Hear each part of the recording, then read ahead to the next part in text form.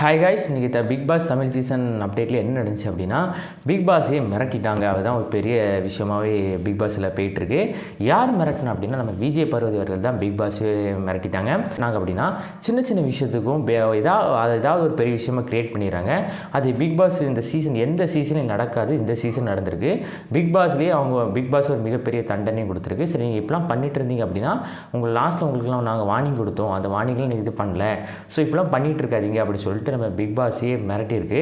So big pass ஒரு வார்னிங்கும் கொடுத்துருக்கோம். But அந்த வார்னிங்கையும் அதெல்லாம் நான் கேட்க மாட்டேன், நான் சொல்கிறேன் எல்லாமே அப்படி சொல்லி நம்ம விஜய் பார்வதி அவர்கள் பிக் பாஸே இது பண்ணுறாங்க.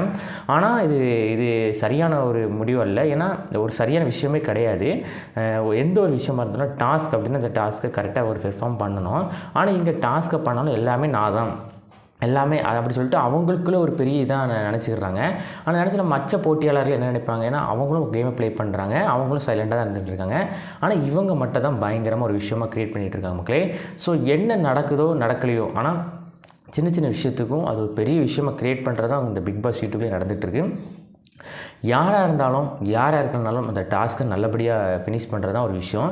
ஆனால் இந்த விஷயத்தை பொறுத்த வரைக்கும் அந்த டாஸ்க்கை கிளியர் பண்ணவே கூடாது அப்படின்னு அவங்க நினச்சிக்கிட்டு இருக்கிறாங்க. இந்த டாஸ்க் அதாவது ஒரு வழக்கு அப்படின்னா அந்த வழக்கு, அதாவது இவங்க மேலே யாரெல்லாம் புகாரை தெரிவிக்கிங்க, அந்த புகார் மேலே நாங்கள் இது பண்ணுறோம்னு சொல்லி தான் அந்த ஒரு டாஸ்க்காக வச்சாங்க. ஆனால் அந்த டாஸ்க்கால் எல்லாருமேலேயும் புகாரை தெரிவிக்காமல் யார் பிடிக்கலையோ அவங்க மேலே மட்டும் ஒரு புகாரை தெரிவிச்சிட்டாங்க. ஆனால் சின்ன சின்ன விஷயத்துக்கு எல்லாருக்குமே ஒரு இது இருந்திருக்கும். ஆனால் அவங்க பிடிக்காதவங்களை மட்டும் தான் சொல்லிவிட்டு மற்றவங்களெல்லாம் இது பண்ணிடுறாங்க. ஸோ அப்போது இது ஒரு டாஸ்க்காகவே கிடையாது. அதாவது பொதுவாகவே வைக்கணும், யார் மேலே வைக்கணும், யாருக்கும் மேலே வைக்கக்கூடாது அப்படின்னு சொல்லிட்டு. பட் இவங்களுக்கு அது தெரியல. ஸோ என்ன நடந்தாலும் அந்த டாஸ்க்காக பாருங்கள், அதை அடுத்த நிமிஷம் மறந்துடுங்க.